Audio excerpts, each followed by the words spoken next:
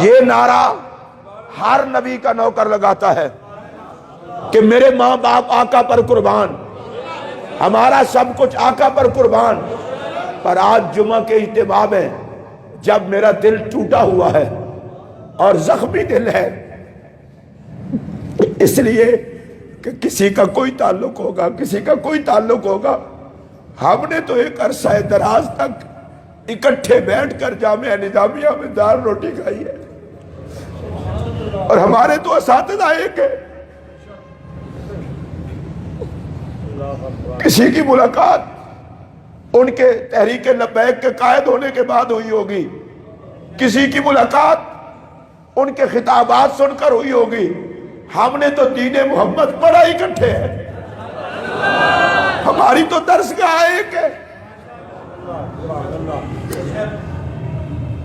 سنیے، میرے آقا صلی اللہ علیہ وسلم حضرت سعد کو تیر خود دیتے تھے اور فرماتے تھے ارمے یا سعد فدا کا ابی و امی، اے سعد تیر چلا، تجھ پر مجھ محمد کے ماں باپ قربان ہو جائے۔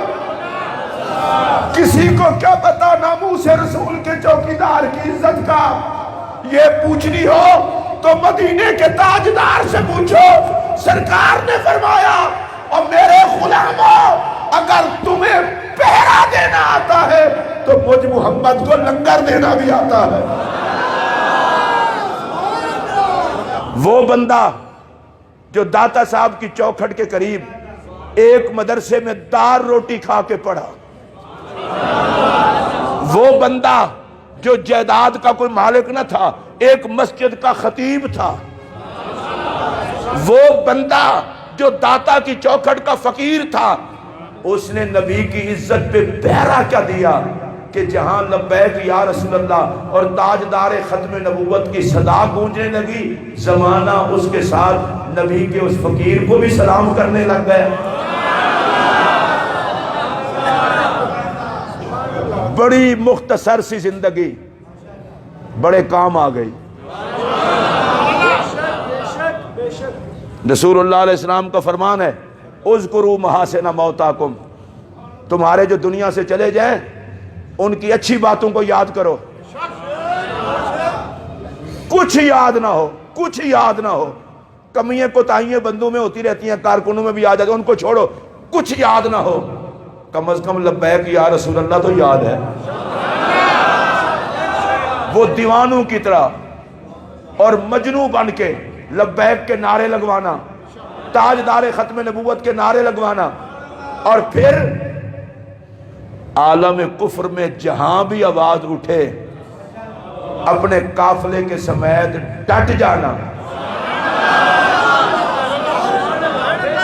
میں آج جمعۃ المبارک کے اجتماع پر دکھی دل کے ساتھ، دکھی اس لیے حضور کی عزت کا ایک چوکیدار چلا گیا جو شاید اس پوری قوم کا فرض ادا کرتا تھا۔ ان کو بھی کہتا ہوں اب کس پہ برساؤ گے لاٹھیاں؟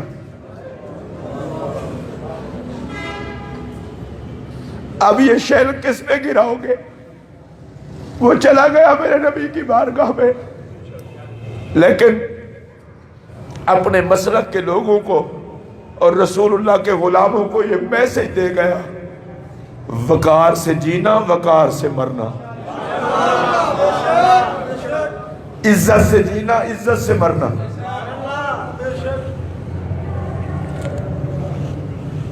مجھے منبر پر بیٹھ کر کہہ رہا ہوں، کسی کے لیے نہیں، میں نے ہمیشہ جو بات میری طبیعت میں ہوتی ہے وہی کرتا ہوں۔ بھائی جتنا سگے بھائی کا صدمہ ہوتا ہے نا، اس سے بھی زیادہ صدمہ ہے۔ ضروری نہیں ہوتا کہ میل ملاقات ہو تو تعلقات ہوتے ہیں۔